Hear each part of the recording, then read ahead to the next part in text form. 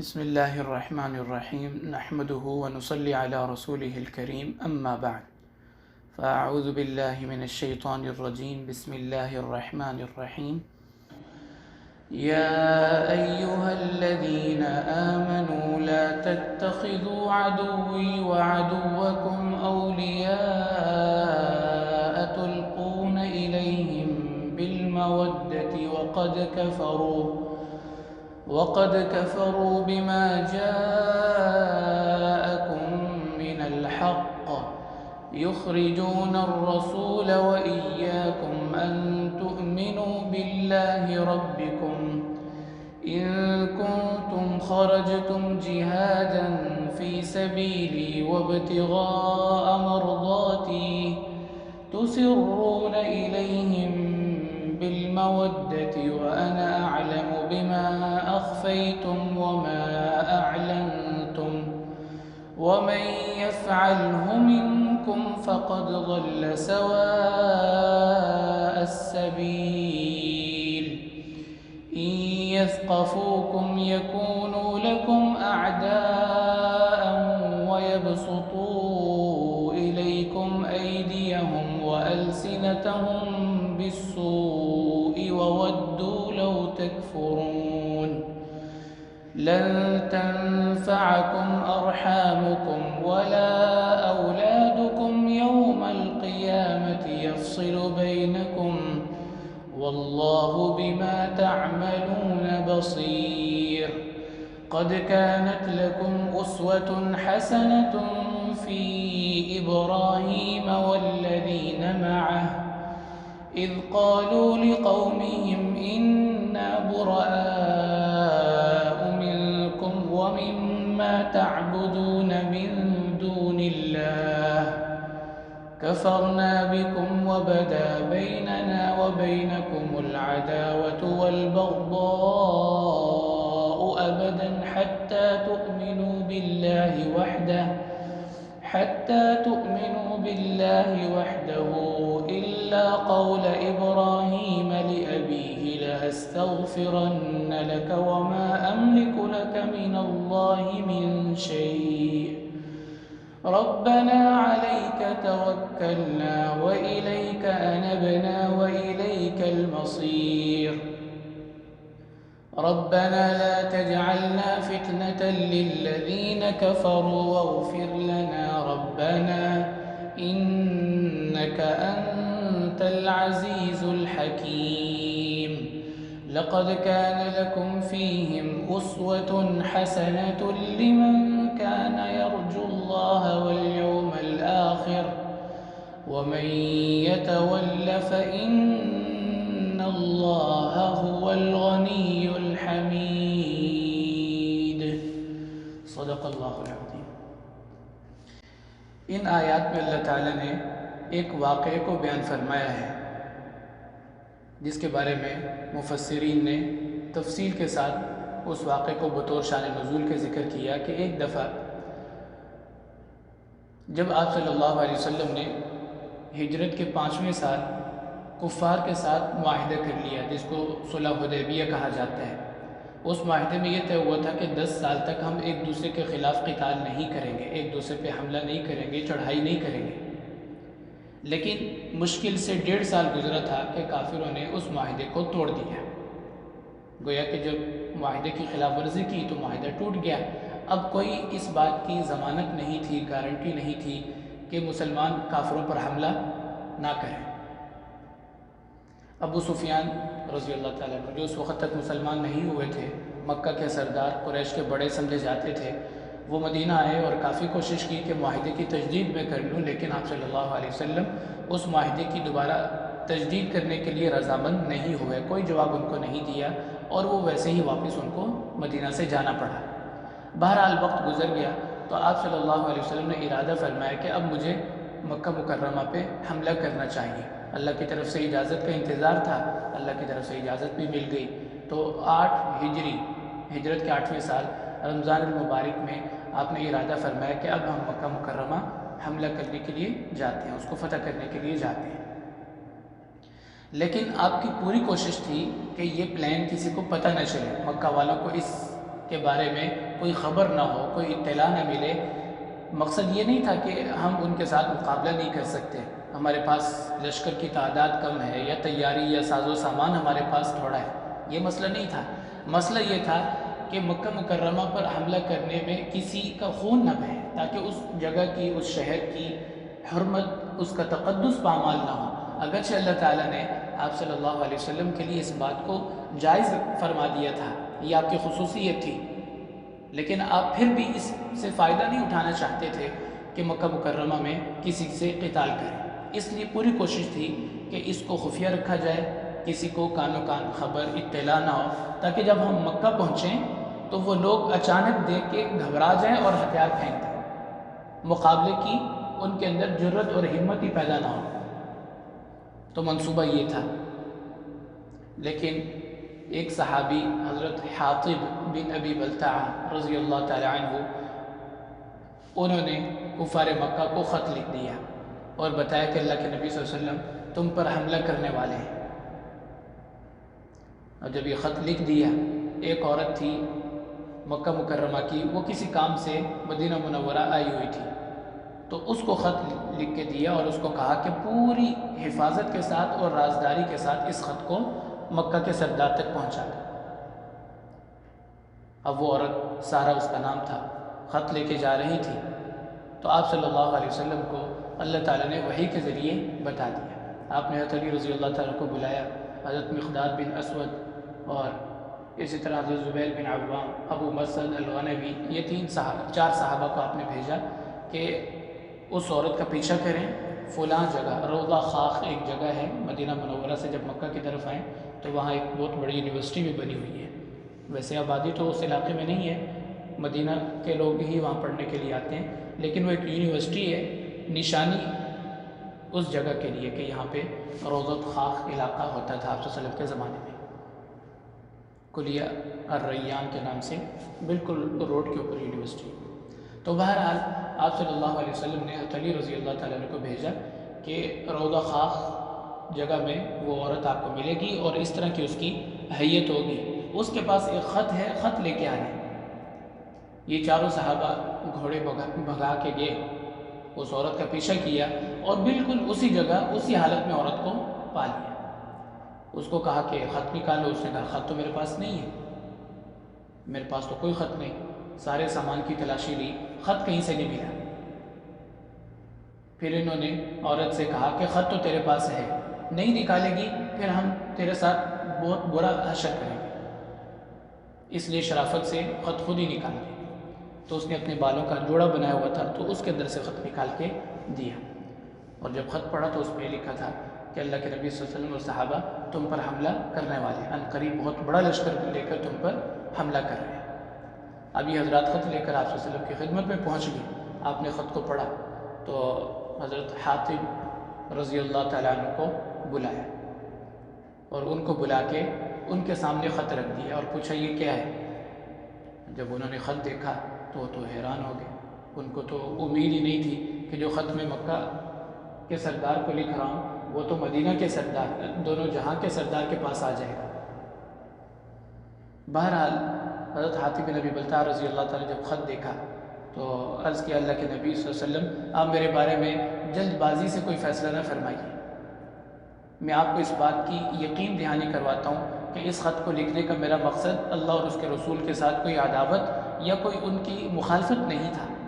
یہ خط میں نے اس لیے نہیں لکھا تھا، صرف یہ مقصد تھا کہ میرے بیوی بچے چونکہ مکہ میں رہتے ہیں تو کافروں پر میرا ایک احسان ہو جائے گا، وہ میرے بیوی بچوں کو پریشان نہیں کریں گے، ان کو نہیں ستائیں گے کہ اس بندے کا ہمارے اوپر احسان ہے۔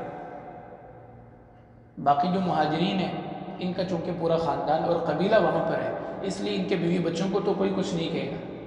لیکن میں تو یوں کہ یمن سے ہجرت کر کے آیا ہوں اور میرے بیوی بچے مکہ میں ہیں، تو مجھے اس بات کا ڈر اور خطرہ رہتا ہے کہ کہیں کافر میرے بچوں کو نہ ستائیں، میری بیوی کو پریشان نہ کریں۔ تو آپ نے فرمایا کہ ٹھیک ہے، تم نے صحیح بات کی ہے، سچ بتا دیا ہے۔ حضرت عمر رضی اللہ تعالیٰ نے عرض کیا رسول اللہ مجھے اجازت دیں میں اس منافق کی گردن اڑا دوں۔ آپ نے فرمایا عمر آپ کو نہیں معلوم کہ یہ تو بدری صحابی ہیں، اور بدر کے صحابہ کے بارے میں اللہ نے فرما دیا ہے اعملوا ما شئتم فإنی قد غفرت لکم، تم زندگی میں جو بھی کرو گے میں تمہیں معاف کر دوں گا۔ اگرچہ جرم بہت بڑا ان سے ہوا ہے، لیکن اللہ نے ان کے بدر کی شرکت کی وجہ سے ان کو معاف کر دیا۔ تو پھر یہ آیات مبارکہ نازل ہوئی جس میں صحابہ کو تنبیہ کی گئی کہ آئندہ ایسا کام نہ کرنا، ایسی حرکت نہ کرنا کہ جس سے دین کی یا مسلمانوں کی یا اللہ کے نبی صلی اللہ علیہ وسلم کی مخالفت یا ان کی دل آزاری یا ان کو نقصان پہنچنے کا کوئی خطرہ اور اندیشہ۔ اگر اولاد کی وجہ سے، بیوی بچوں کی وجہ سے ایسا کیا ہے تو قیامت کے دن یہ تو کام نہیں آئے۔ یا ایھا الذین آمنوا، اے ایمان والو، لا تتخذوا عدوی وعدوکم اولیاء، میرے اور اپنے دشمنوں کو، یعنی کافر میرے بھی دشمن ہیں تمہارے بھی دشمن ہیں، ان کو اپنا دوست نہ بناؤ۔ تلقون الیہم بالمودہ، کہ تم ان کی طرف محبت کے پیغام بھیجنا شروع کر دو۔ وقد کفروا بما جاءکم من الحق، حالانکہ وہ اس دین حق کا انکار کر چکے ہیں، جھٹلا چکے ہیں، ٹھکرا چکے ہیں اس دین کو جو اللہ نے تمہارے پاس بھیجا ہے۔ یخرجون الرسول وایاکم، اور صرف اس پہ بس نہیں کی کہ دین کا انکار کیا، بلکہ تمہیں اور اللہ کے رسول صلی اللہ علیہ وسلم کو مکہ سے نکلنے پہ مجبور کر دیا۔ غلطی کیا تھی؟ جرم کیا تھا؟ ان تؤمنوا باللہ ربکم، کہ تم اپنے رب پر ایمان لے آئے، صرف یہ جرم تھا۔ ان کنتم خرجتم جہادا فی سبیلی وابتغاء مرضاتی، اگر تم میرے راستے میں میری رضا اور خوشنودی کے لیے جہاد کرتے ہو اور میری وجہ سے تم نے ہجرت کی ہے تو پھر تمہیں ایسا نہیں کرنا چاہیے تھا۔ تسرون الیہم بالمودہ، کہ تم ان کو چھپ چھپا کے محبت کے پیغام بھیجو۔ وَأَنَا أَعْلَمُ بِمَا أَخْفَيْتُمْ وَمَا أَعْلَنْتُمْ، میں اچھی طرح جانتا ہوں جو تم چھپاتے ہو اور جو تم ظاہر کرتے ہو۔ وَمَن يَفْعَلْهُ مِنْكُمْ، آئندہ اگر کسی نے ایسی حرکت کی، فَقَدْ ضَلَّ سَوَاءَ السَّبِيلِ، وہ دین سے بہت دور چلا جائے گا۔ باقی یہ کہ ان پہ احسان کر کے آپ یہ توقع رکھیں کہ یہ خیال کریں گے اور بیوی بچوں کو پریشان نہیں کریں گے، تو یہ تو تمہاری بھول ہے۔ إِن يَثْقَفُوكُمْ يَكُونُوا لَكُمْ أَعْدَاءَ، ان کو تو جب بھی موقع ملے گا یہ دشمنی سے پیچھے نہیں ہٹیں گے۔ وَيَبْسُطُوا إِلَيْكُمْ أَيْدِيَهُمْ وَأَلْسِنَتَهُمْ، دست درازی بھی کریں گے، زبان بھی چلائیں گے، اور یہ تو چاہت یہ رکھتے ہیں وَوَدُّوا لَوْ تَكْفُرُونَ، کہ تم بھی کافر ہو جاؤ۔ تمہارے رشتہ دار، تمہاری اولاد یہ قیامت کے دن اللہ سے تمہیں بچا نہیں سکتے، قیامت کے دن تمہیں کوئی فائدہ نہیں دے سکتے جن کی خاطر تم نے یہ کام کیا ہے۔ قد کانت لکم اسوۃ حسنہ، ابراہیم علیہ السلام کی زندگی تمہارے لیے بہترین نمونہ ہے کہ انہوں نے اپنا پورا خاندان، اپنا قبیلہ، اپنے والد سب کچھ چھوڑ دیا تھا اللہ کی رضا کی خاطر کہ یہ دین کے دشمن ہیں، میں نے اب ان کے ساتھ مزید نہیں رہنا، میں یہاں سے چلا جاتا ہوں۔ تو اپنا علاقہ عراق کو چھوڑ کر فلسطین میں جا کے آباد ہو گئے۔ تو ان کی زندگی تمہارے لیے بہترین نمونہ ہے، سوائے ایک بات کے کہ وہ قابل تقلید نہیں ہے کہ انہوں نے اپنے والد سے کہا تھا کہ میں تمہارے لیے دعائے مغفرت کروں گا، میں آپ کے لیے دعائے مغفرت کروں گا، تو یہ بات قابل تقلید نہیں ہے۔ کسی کافر کے لیے، مشرک کے لیے دعائے مغفرت نہیں کر سکتے۔ پھر سوال یہ پیدا ہوتا ہے کہ ابراہیم علیہ السلام نے کیوں دعا کی تھی؟ اس کا جواب یہ کہ اس وقت تک اللہ تعالیٰ نے منع نہیں فرمایا تھا، جب منع کر دیا تو پھر وہ اپنے والد کے لیے دعائے مغفرت نہیں کیا کرتے تھے، پھر ان کے لیے ہدایت کی دعا کرتے تھے۔ تو ہدایت کی دعا تو کر سکتے ہیں لیکن مغفرت کی دعا نہیں کر سکتے۔ تو یہ مضمون اللہ تعالیٰ نے ان آیات میں بیان کیا ہے، اور آگے فرمایا لا ينهاكم الله عن الذين لم يقاتلوكم في الدين ولم يخرجوكم من دياركم ان تبروهم وتقسطوا اليهم، کہ وہ کافر جنہوں نے کبھی تمہیں نقصان نہیں پہنچایا، تمہارے خلاف قتال نہیں کیا، ان سے کم منع کیا اللہ تعالیٰ نے تعلقات رکھنے سے، یا ان کے ساتھ صلہ رحمی کرنے سے، یا ان کے ساتھ حسن سلوک کے ساتھ پیش آنے سے کم منع کیا۔ وہ کافر جنہوں نے دین کو جھٹلایا، تمہیں مکہ مکرمہ سے نکلنے پر مجبور کیا، اللہ کے نبی کو ہر طرح کی تکلیف، دکھ، پریشانی اور اذیت پہنچائی، ان کے خلاف اللہ تعالیٰ نے دوستی رکھنے سے، ان کے ساتھ دوستی رکھنے سے منع کیا۔ باقی جو دوسرے کافر ہیں ان کے ساتھ حسن سلوک سے پیش آ سکتے ہیں، ان کے ساتھ نیکی کر سکتے ہیں، ان کے ساتھ ظاہری تعلقات رکھ سکتے ہیں، کوئی حرج نہیں ہے۔ تو یہ مضمون اللہ تعالیٰ نے شروع والی آیات میں بیان کیا ہے۔ اگلی آیت مبارکہ 3 آیات ہیں سورۃ الممتحنہ میں جو یا ایھا الذین آمنوا کے لفظ سے شروع ہوتی ہیں۔ یہ دوسری آیت مبارکہ ہے، آیت نمبر 10۔ بسم اللہ الرحمن الرحیم یا ایھا الذین آمنوا اذا جاءکم المؤمنات مہاجرات فامتحنوہن اللہ اعلم بإیمانہن فإن علمتموهن مؤمنات فلا ترجعوهن إلى الكفار لا هن حل لهم ولا هم يحلون لهن وآتوهم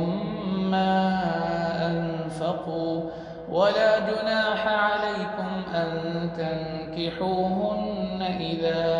آتيتموهن أجورهن ولا تمسكوا بعصم الكوافر واسألوا ما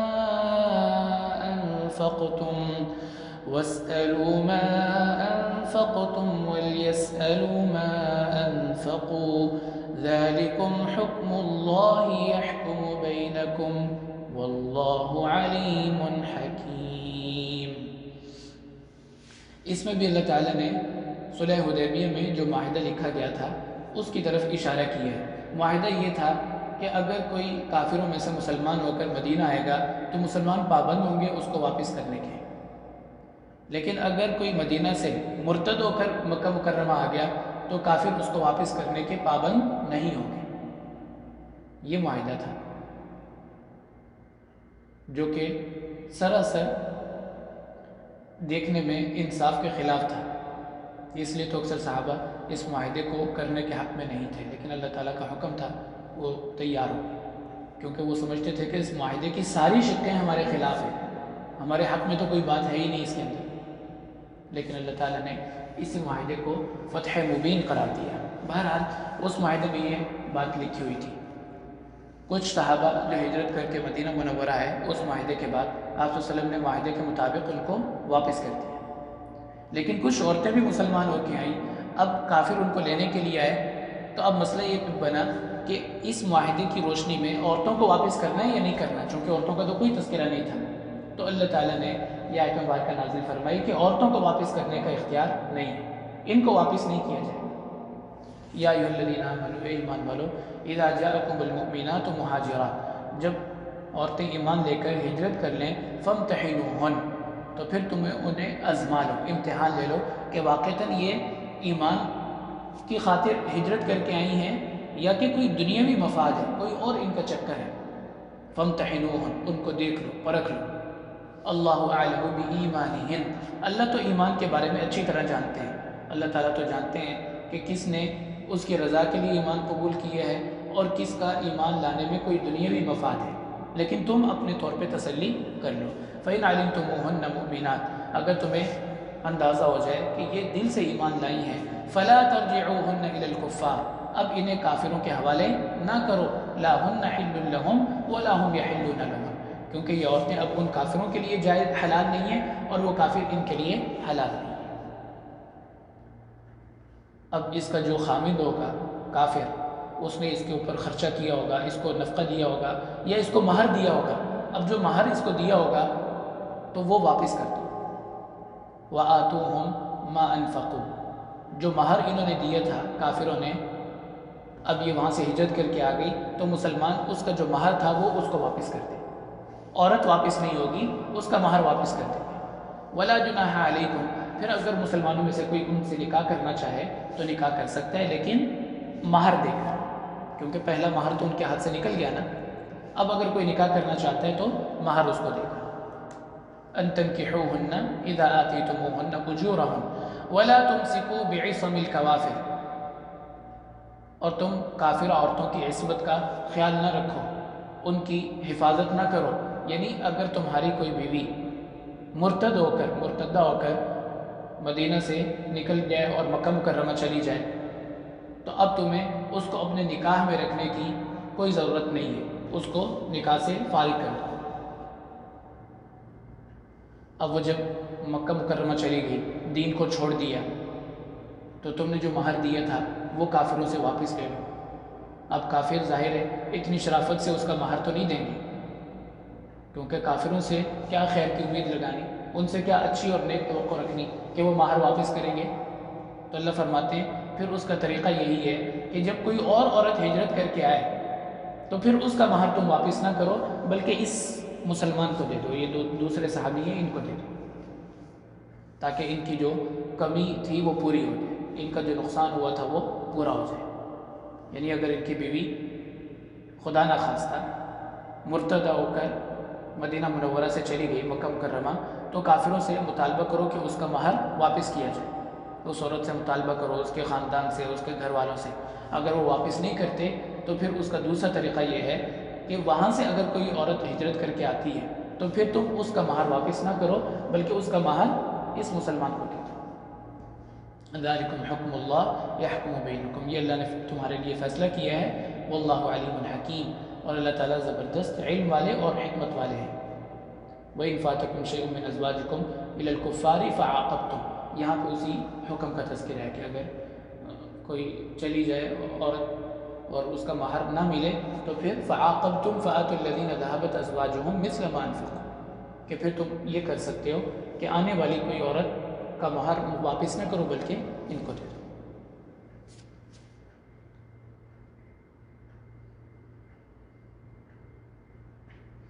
تو گویا کہ خلاصہ یہ نکلا کہ اس معاہدے کی روح سے عورتوں کو واپس نہیں کیا جائے گا، البتہ مردوں کو واپس کرنے کے مسلمان پابند ہوں گے۔ اگلی آیتوں پر بسم اللہ الرحمن الرحیم یا ایہا الذین آمنوا لا تتولوا قوما غضب اللہ علیہم قد یئسوا من الآخرة كما یئس الکفار من اصحاب القبور، اے ایمان والو ان لوگوں کو اپنا دوست نہ سمجھو جن پر اللہ کا غضب نازل ہوا، یعنی یہود، فباؤوا بغضب علی غضب، اور ایک جگہ فرمایا فباؤوا بغضب من اللہ، جو اللہ کے غضب غصے کے کئی دفعہ شکار بنے، کئی دفعہ ان پر اللہ کا غیظ و غضب نازل ہوا، اب ان کو تم اپنا دوست نہ سمجھو۔ قد یئسوا من الآخرہ، کیونکہ مدینہ میں یہودیوں کی بڑی تعداد آباد تھی، تو یہ ان کی طرف اشارہ کر کے اللہ تعالیٰ نے بات فرمائی ہے۔ قد یئسوا من الآخرہ، یہ لوگ آخرت کی زندگی سے اس طرح مایوس ہو چکے ہیں کہ انہیں آخرت میں اللہ کی طرف سے کوئی رعایت ملے گی، کوئی آسانی ان کے ساتھ ہوگی، یا ان کو جنت ملے گی، یا آخرت کی زندگی سے اس طرح نا امید ہیں، اس طرح مایوس ہیں، کما یئس الکفار من اصحاب القبور، جس طرح کے کافر قبر والوں سے مایوس ہیں، جس طرح کافروں کو یہ یقین نہیں ہے کہ جو لوگ قبر میں چلیں گے ان کو اٹھایا جائے گا، ان کو زندہ کیا جائے گا، انہیں اس بات کی کوئی امید نہیں، کوئی توقع نہیں۔ اسی طرح یہودیوں کو بھی اس بات کی کوئی امید نہیں کہ مرنے کے بعد کوئی ان کے ساتھ اچھا معاملہ ہوگا۔ اس لیے تو قرآن پاک میں اللہ فرماتے ہیں کہ زندگی کی سب سے زیادہ حرص آپ کو یہودیوں کے اندر ملے گی۔ لَتَجِدَنَّ أَشَدَّ النَّاسِ وَلَتَجِدَنَّهُمْ أَحْرَصَ النَّاسِ عَلَى حَيَاةٍ، سب سے زیادہ زندگی کی حرص یہودیوں کے اندر ہے۔ یود احدہم لو یعمر الف سنہ، وہ تو چاہتے ہیں کہ کم از کم 1000 سال تو ہماری زندگی ہو۔ اللہ فرماتے ہیں ہو بھی جائے وما هو بمزحزحہ من العذاب، کہ اللہ کے عذاب سے تو پھر بھی نہیں بچ سکتے۔ بہرحال وہ آخرت کی زندگی سے مایوس ہیں، انہیں اس بات کا ویسی زبان سے کہتے ہیں وقالوا لن يدخل الجنة الا من كان هودا او نصارى، کہ جنت میں تو صرف یہود و نصارى ہی جائیں گے۔ لن تمسنا النار الا ایاما معدودہ، اگر ہم جہنم میں جائیں گے بھی تو چند دن کے لیے جائیں گے، ہم تو اللہ کے محبوب ہیں، نحن ابناء اللہ واحباء، لیکن یہ صرف زبان سے باتیں کرتے ہیں، دل سے ان کو بھی پتہ ہے کہ آخرت میں ہمارا کوئی حصہ نہیں۔ تو وہ آخرت سے اس طرح مایوس ہیں جس طرح کے کافر قبر والوں کے اٹھنے سے مایوس ہیں۔ تو یہ 3 آیات تھی سورۃ الممتحنہ میں جو یا ایھا الذین آمنوا سے شروع ہوتی ہیں۔ اسی طرح سورۃ الصف کے اندر بھی 3 آیات ہیں جن کی ابتدا اسی لفظ سے اللہ تعالیٰ نے فرمائی ہے۔ اس میں پہلی آیت مبارکہ یہ آپ کے سامنے ہے، بسم اللہ الرحمن الرحیم، سبح للہ ما فی السماوات وما فی الارض وهو العزیز الحکیم، یا ایہا الذین آمنوا لم تقولون ما لا تفعلون كبر مقتا عند الله أن تقولوا ما لا تفعلون. اس آیت میں اللہ تعالیٰ نے دعوے کو ترک کرنے کا حکم دیا، نہ کہ دعوت کو ترک کرنے کا. اے ایمان والو، تم کیوں وہ بات کرتے ہو جو کرتے نہیں، جو کام کرتے نہیں اس کا دعویٰ کیوں کرتے ہو؟ کبر مقتا عند اللہ ان تقولوا ما لا تفعلون. اللہ کو یہ بات بہت بری لگتی ہے کہ انسان ایک کام کرتا نہ ہو اور پھر دعویٰ کرے کہ میں تو یہ کرتا ہوں. جھوٹا دعویٰ نہ کرے. اس آیت سے بعض لوگوں نے یہ مطلب نکالا لما تقولون، تم کیوں وہ باتیں کرتے ہو ما لا تفعلون جو خود نہیں کرتے. تو انہوں نے کہا کہ جو انسان نیکی خود نہ کرتا ہو تو دوسروں کو بھی نہیں کہنا چاہیے، دوسروں کو بھی دعوت نہیں دینی چاہیے. حالانکہ یہ معنی نہیں. یہ آیت ترک دعوت کے لیے نہیں ہے کہ دعوت نہ دو، بلکہ ترک دعویٰ کے لیے ہے کہ دعوے نہ کرو اپنی نیکی کے، حالانکہ وہ نیکی تم کرتے نہیں ہو. تہجد پڑھتے نہیں، کہو میں تو تہجد گزار ہوں. حج کیا نہیں ہے اور نام کے ساتھ لکھا ہوا ہے حاجی صاحب. تو اس آیت سے دعوت کو چھڑوانا مقصد نہیں ہے، بلکہ دعوے کو چھڑوانا مقصد ہے کہ دعوے نہ کریں. البتہ دعوت تو دے سکتے ہیں، ویسے افضل تو یہی ہے کہ انسان دعوت دے، خود بھی عمل کرے. لیکن اگر خود عمل نہیں کر سکتا، کمزوری ہے، سستی ہے، تو پھر بھی دعوت تو دینی پڑے گی، کیونکہ یہ فریضہ ہے اس امت کا. اس کی برکت سے ہو سکتا ہے اللہ تعالیٰ عمل کی بھی توفیق عطا فرما دے. بنی اسرائیل کے بارے میں فرمایا کانوا لا یتناہون عن منکر فعلوہ لبئس ما کانوا یصنعون، کہ بنی اسرائیل کے لوگ دوسروں کو اس برائی سے منع نہیں کرتے تھے جس کا خود ارتکاب کرتے تھے، تو بہت برا کرتے تھے. اس کا مطلب کہ جس برائی میں بندہ خود مبتلا ہو دوسروں کو منع کر سکتا ہے. ہو سکتا ہے اسی دعوت کی برکت سے اللہ تعالیٰ وہ گناہ اس سے چھڑوا دے. تو فرمایا لما تقولون، تم کیوں وہ بات کرتے ہو، وہ دعویٰ کرتے ہو ما لا تفعلون جو تم حقیقت میں کرتے نہیں. کبر مقتا، یعنی مفت کی تعریفیں کیوں اپنی سننا چاہتے ہو. کبر مقتا عند اللہ ان تقولوا ما لا تفعلون. اللہ کی نظر میں یہ بہت بڑا جرم ہے، بہت بڑا گناہ ہے کہ انسان جھوٹے دعوے کرے. اور دوسری آیت مبارکہ میں اللہ تعالیٰ فرماتے ہیں یا ایہا الذین آمنوا هل ادلکم علی تجارت تنجیکم من عذاب علیم تؤمنون باللہ ورسولہ وتجاہدون فی سبیل اللہ باموالکم وانفسکم ذالکم خیر لکم ان کنتم تعلمون. اے ایمان والو، میں تمہیں ایسی تجارت نہ بتاؤں جو تمہیں عذاب سے بچائے. اس میں اللہ تعالیٰ نے دنیا اور آخرت کی کامیابی کے راز بتائے ہیں. ایسی چیز جو تمہیں اللہ کے عذاب سے بچائے. وہ کیا؟ تؤمنون باللہ ورسولہ، اللہ اور اس کے رسول پر ایمان لاؤ. وتجاہدون فی سبیل، اللہ کے راستے میں جہاد کرو. ذالکم خیر لکم ان کنتم تعلمون، یہ تمہارے لیے بہترین زندگی ہے، کاش تمہیں سمجھ آ جائے. یغفر لکم ذنوبکم، اللہ تمہارے گناہوں کو مٹا دیں گے. ویدخلکم جنات تجری من تحتها الانہار، اللہ تمہیں ہمیشہ کے باغات میں بہترین ٹھکانے عطا کریں گے. ورضوان من اللہ اکبر، اللہ تعالیٰ کی رضا تمہیں ملے گی اور دیگر کئی انعامات اللہ تمہیں عطا فرمائیں گے. اور دنیا میں بھی سارا معاملہ ادھار پہ نہیں ہے، نقد بھی اللہ تمہیں دیں گے. وہ کیا؟ وَأُخْرَى تُحِبُّونَهَا نَصْرٌ مِّنَ اللَّهِ وَفَتْحٌ قَرِيبٌ، اللہ کی مدد، رحمت، فضل، کرم تمہارے شامل حال ہوگا. تو جو ایمان لائے گا اور اللہ کے رسول صلی اللہ علیہ وسلم کی اتباع کرے گا، صرف